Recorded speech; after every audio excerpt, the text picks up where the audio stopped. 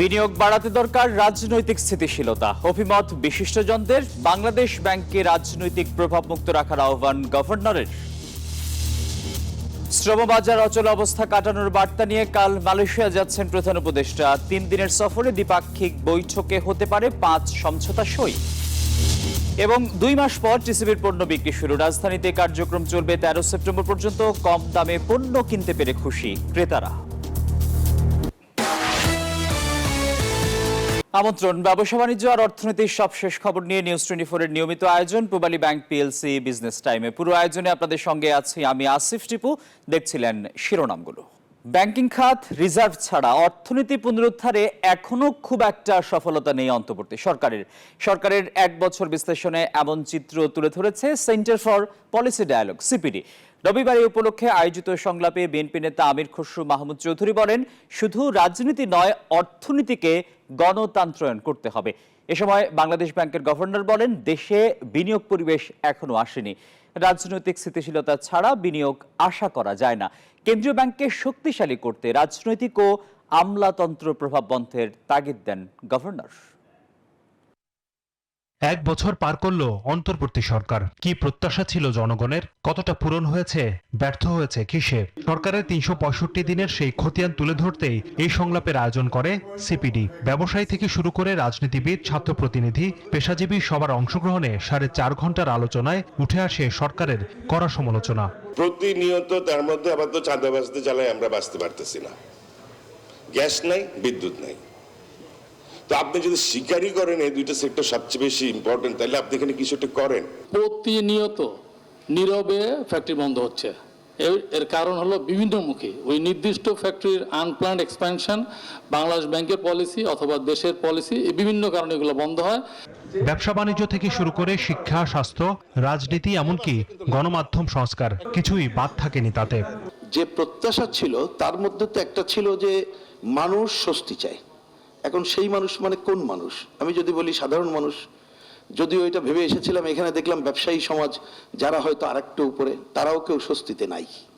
তাহলে এই আমরা 365 দিনের প্রকৃতপক্ষে স্বস্তি দিতে পারি নাই, এটা হচ্ছে বাস্তবতা। এখন আসি, গভর্নর আহসান এইচ মনসুর আর্থিক খাতে তার সরকারের নেওয়া পদক্ষেপ তুলে ধরে বলেন, ব্যাংক কোম্পানি আইন এবং অর্থ পাচার আইনে বড় পরিবর্তন আনছে সরকার। তিনি বলেন, দেশে এখনো বিনিয়োগ পরিবেশ তৈরি হয়নি। যথেষ্ট চাপ আসতো, এখনো আসে। ঘুরে ঘুরে তারা এসে বলে যে 6 মাসে একটু বাড়িয়ে দিলে তো আমাদের সুবিধা হয়, এটা ক্লাসিফিকেশন আমরা এই লোটটা পেতে পারি, ওটা পেতে পারি। আর নো, চলবে না। আগে ক্লাসিফিকেশন অ্যাপ্লাই করে কমপ্লায়েন্ট হয়ে অনুষ্ঠানে বিএনপি নেতা আমির খসরু মাহমুদ বলেন, শুধু রাজনীতি নয়, অর্থনীতিকেও গণতন্ত্রায়ন করতে হবে। এই দেশে কে বিনিয়োগ করবে? আপনি প্রত্যেকটি জায়গায় এত হাইলি রেগুলেটেড করে রেখেছে যে যেখানে বিনিয়োগের আসলে কোনো ইনসেন্টিভ নাই। All the disincentive are there in place. সুতরাং সিরিয়াস ডিরেগুলেশন ছাড়া the message will not get across. এ সময় শ্রম ও কর্মসংস্থান উপদেষ্টা বলেন, শুধু শহর কেন্দ্রিক অবকাঠামো নয়, বঞ্চিত জনগোষ্ঠীর প্রয়োজনীয় সুযোগ সুবিধা নিশ্চিত করায় প্রকৃত উন্নয়ন। পলিটিক্যাল ইকোনমির কথা তো অনেক বলছি। হোসাইন শাহাদাত, নিউজ 24, ঢাকা। ঢাকা কুয়ালালামপুর সম্পর্ক আরও গভীর করার বার্তা নিয়ে কাল 3 দিনের রাষ্ট্রীয় সফরে মালয়েশিয়া যাচ্ছেন প্রধান উপদেষ্টা ডক্টর মোহাম্মদ ইউনূস। বুধবার মালয়েশিয়ার প্রধানমন্ত্রীর সঙ্গে রয়েছে দ্বিপাক্ষিক বৈঠক। রবিবার দুপুরে রাজধানীর ফরেন সার্ভিস একাডেমিতে সংবাদ সম্মেলনে এইসব তথ্য জানায় প্রেস উইং। প্রেস সচিব শফিকুল আলম জানান, সফরে শ্রমবাজার, রোহিঙ্গা প্রত্যাবাসন, গভীর সমুদ্রের সঠিক ব্যবহার, কৃষিসহ দ্বিপাক্ষিক বাণিজ্যিক সম্পর্কে জোর দেওয়া হবে। সফরে হতে পারে বেশ কয়েকটি সমঝোতা সই। 13 আগস্ট প্রধান উপদেষ্টাকে মালয়েশিয়ার ইউনিভার্সিটি কেবানসাং সম্মানসূচক ডিগ্রি দেবে। এই অনুষ্ঠানে আশা করা হচ্ছে মালয়েশিয়ার প্রধানমন্ত্রী আনোয়ার ইব্রাহিম উপস্থিত থাকবেন। মালয়েশিয়া আমাদের খুবই একটা important source of recruitment, overseas recruitment, এবং এই জায়গায় যে মালয়েশিয়ায় যে মাইগ্রেশনের আমরা যাতে তাদের সাথে আমাদের এমন একটা জায়গায় নিয়ে যেতে পারি যার জন্য মালয়েশিয়া যাতে বাংলাদেশের উপর থেকে তাদের সর্বোচ্চ সংখ্যক জনশক্তি বাংলাদেশের থেকে নেয়। তো এই বিষয়ে অনেকগুলো আলাপগুলো হবে এবং এইটার আলোকে কিছু এগ্রিমেন্টও সাইন হবে। ওইখানে ফোকাসটা ছিল, মূল ফোকাস হচ্ছে মাইগ্রেশনের বিষয় আলাপ, দ্বিতীয় ফোকাস হচ্ছে ইনভেস্টমেন্ট। 2 মাস পর আজ থেকে রাজধানী সহ দেশের 128টি স্থানে টিসিবির পণ্য বিক্রি কার্যক্রম শুরু হয়েছে। টিসিবি জানায়, স্মার্ট কার্ডধারী নিম্ন আয়ের পরিবারের মধ্যে ভর্তুকি মূল্যে ভোজ্য তেল, চিনি ও ডাল বিক্রি করা হবে। পাশাপাশি কার্ড নেই এমন সাধারণ ভোক্তাদের কাছে ট্রাকের মাধ্যমে ভর্তুকি মূল্যে পণ্য বিক্রি করা হবে। 2 মাস পর রোববার থেকে শুরু হলো টিসিবির পণ্য বিক্রি কার্যক্রম। রাজধানীর বিভিন্ন স্থানে 60টি ভ্রাম্যমাণ ট্রাকে 13 সেপ্টেম্বর পর্যন্ত শুক্রবার বাদে 1 মাস চলবে এই বিক্রয় কার্যক্রম। এসব ভ্রাম্যমাণ ট্রাক থেকে একজন ভোক্তা সর্বোচ্চ 450 টাকায় 2 লিটার ভোজ্য তেল, 1 কেজি চিনি ও 2 কেজি মসুর ডাল কিনতে পারছেন। 2 লিটার ভোজ্য তেল 230 টাকা, 1 কেজি চিনি 80 টাকা এবং 2 কেজি মসুর ডাল 140 টাকায় বিক্রি করা হচ্ছে। বাজারে পণ্যের দামে আগুন, তাই কম দামে টিসিবির পণ্য কিনতে পেরে খুশি ভোক্তারা।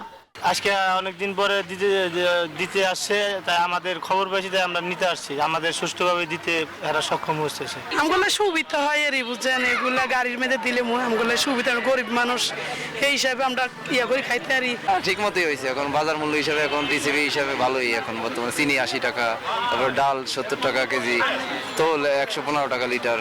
একই ভোক্তা যেন বারবার পণ্য নিতে না পারেন সেদিকে বিশেষ নজর রাখছেন বিপণনকারীরা। ব্যাংক করছি, কালকে আবার আছে, এটা এক্সেল আছে। কতদিন চলবে এটা 1 মাসের জন্য বলছে। ঢাকা পাশাপাশি 2টা গুণন, একটা মহাকালী 230 আর 344। আমার থেকে 33টা টাকা এন্ট্রি হয়েছে, এর মধ্যে 24টা টাকা অলরেডি চলে গেছে। রাজধানী ছাড়াও চট্টগ্রাম, গাজীপুর, কুমিল্লা, পটুয়াখালী, বাগেরহাট ও ফরিদপুরের বিভিন্ন পয়েন্টে আজ থেকে টিসিবির পণ্য বিপণন শুরু হয়েছে। মিনা ফেরদাউস, নিউজ 24, ঢাকা। জিরো রিটার্ন দাখিল ফৌজদারি অপরাধ বলে জানিয়েছে জাতীয় রাজস্ব বোর্ড। সম্প্রতি সামাজিক যোগাযোগ মাধ্যমে ছড়িয়ে পড়া অপপ্রচার থেকে নাগরিকদের সতর্ক করতে রোববার এক প্রেস বিজ্ঞপ্তিতে এই তথ্য জানিয়েছে সংস্থাটি। বিজ্ঞপ্তিতে বলা হয়েছে, সামাজিক যোগাযোগ মাধ্যমে জিরো রিটার্ন দাখিল বিষয়ক কতিপয় ভ্রান্ত ধারণাপ্রসূত পোস্ট সংস্থাটির নজরে এসেছে।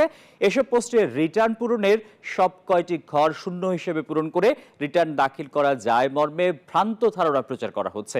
এমন ধারণার বশবর্তী হয়ে কোনো কোনো করদাতা তাদের আয়কর রিটার্নে আয়, ব্যয়, সম্পদ ও দায়ের বিষয়ে অসত্য ঘোষণা প্রদান করে আসছেন মর্মে জানা যায়। আরও বলা হয়, আয়কর আইন 2023 অনুসারে জিরো রিটার্ন নামে কোনো প্রকার রিটার্ন দাখিলের বিধান নেই। আয়কর আইন অনুসারে একজন করদাতাকে তার প্রকৃত আয়, ব্যয়, সম্পদ ও দায় অবশ্যই সঠিকভাবে আয়কর রিটার্নে প্রদর্শন করতে হবে। চলতি বছরের শেষ নাগাদ দেশের বড় বন্দরগুলোতে বিদেশি অপারেটর নিয়োগ প্রক্রিয়া সম্পন্ন করতে চায় সরকার। রোববার চট্টগ্রাম বন্দরে এজেন্ট ডেস্ক পরিদর্শন শেষে একথা জানিয়েছেন বিনিয়োগ উন্নয়ন কর্তৃপক্ষ বিডার নির্বাহী চেয়ারম্যান চৌধুরী আশিক মাহমুদ বিন হারুন।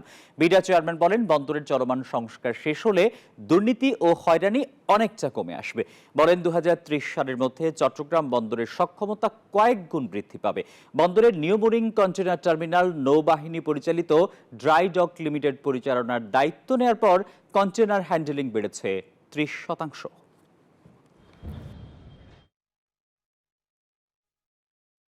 ক্ষুদ্র মাঝারি উদ্যোক্তাদের জন্য দেশে প্রথমবারের মতো প্রিপেইড কার্ড চালু করেছে মিউচুয়াল ট্রাস্ট ব্যাংক পিএলসি, সেবা পে ও মাস্টার কার্ড। রোববার গুলশানের একটি হোটেলে কম্পিনিয়ন প্রিপেইড কার্ডটি উদ্বোধন করা হয়েছে। এই কার্ডটি বিশেষভাবে সেবা পের B2B প্ল্যাটফর্মে লেনদেনকারী এসএমই খুচরা বিক্রেতাদের জন্য তৈরি। ব্যাংক হিসাব ছাড়াই ব্যবসায়িক লেনদেন, অর্থপ্রবাহ ব্যবস্থাপনা, সময়মতো বিল পরিশোধ সহ নানান সুবিধা পাবেন ব্যবহারকারীরা। কার্ডে থাকছে এনএফসি প্রযুক্তির মাধ্যমে স্পর্শ না করে লেনদেন, তাৎক্ষণিক ব্যালেন্স দেখা, এটিএম থেকে টাকা তোলা, দেশ বিদেশে অনলাইন ও অফলাইন লেনদেনের সুবিধা। উদ্বোধনী এই অনুষ্ঠানে প্রধান অতিথি হিসেবে বাংলাদেশ ব্যাংকের ডেপুটি গভর্নর মোহাম্মদ জাকির হোসেন চৌধুরী উপস্থিত ছিলেন। ট্রাভেল এজেন্টদের সংগঠন association of travel agents of বাংলাদেশের নবনিযুক্ত প্রশাসক দায়িত্ব পালনের জন্য অফিসে প্রবেশ করতে পারেননি। রবিবার সংগঠনের কার্যালয়টি তালাবদ্ধ ছিল। জানা যায়, গত 4 আগস্ট আচাবের কার্যনির্বাহী কমিটি বিলুপ্ত করে মোতাকাব্বির আহমেদকে প্রশাসক হিসেবে নিয়োগ দেয় বাণিজ্য মন্ত্রণালয়ের পক্ষ থেকে 120 দিনের মধ্যে ভোটার তালিকা হালনাগাদ করে সুষ্ঠু ও নিরপেক্ষ নির্বাচন আয়োজনের নির্দেশনা দেওয়া হয়। রবিবার নতুন প্রশাসক কার্যালয়ে যাচ্ছেন এমন খবরে আচাবের কয়েকজন সাধারণ সদস্য অফিসের নিচে অবস্থান নেন প্রশাসকের প্রবেশ ঠেকাতে। যদিও 10 থেকে 15 মিনিট পর তারা সরে যান, কিন্তু তালা না খোলার কারণে প্রশাসক সেখানে প্রবেশ করতে পারেননি।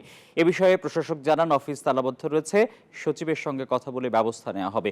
এছাড়া আশা প্রকাশ করেন এই সমস্যা দ্রুত সমাধান হবে। শেয়ার বাজারের খবর। মূল্য সূচকের পতনে লেনদেন শেষ হয়েছে দেশের প্রধান পুঁজিবাজার ঢাকা স্টক এক্সচেঞ্জ ও চট্টগ্রাম স্টক এক্সচেঞ্জে। তবে গত কার্যদিবসের চেয়ে উভয় বাজারে লেনদেন কিছুটা বেড়েছে। সপ্তাহের প্রথম কার্যদিবস রোববার ডিএসসিতে সবকটি সূচকের মান কমেছে। প্রধান মূল্য সূচক ডিএসইএক্স 57 পয়েন্ট কমে অবস্থান নেয় 5351 পয়েন্টে। তবে সূচক কমলেও এদিন ডিএসসিতে লেনদেন 54 কোটি টাকা বেড়েছে। এছাড়া হাতবদল হওয়া শেয়ার ও মিউচুয়াল ফান্ড ইউনিটের মধ্যে দাম বেড়েছে 109টির, কমেছে 247টির এবং অপরিবর্তিত রয়েছে 45টি কোম্পানির শেয়ারের দাম। অন্যদিকে দেশের অপর পুঁজিবাজার সিএসসিতে সার্বিক সূচক সিএএসপিআই 156 পয়েন্ট কমেছে, তবে লেনদেন 75 লাখ টাকা বেড়েছে।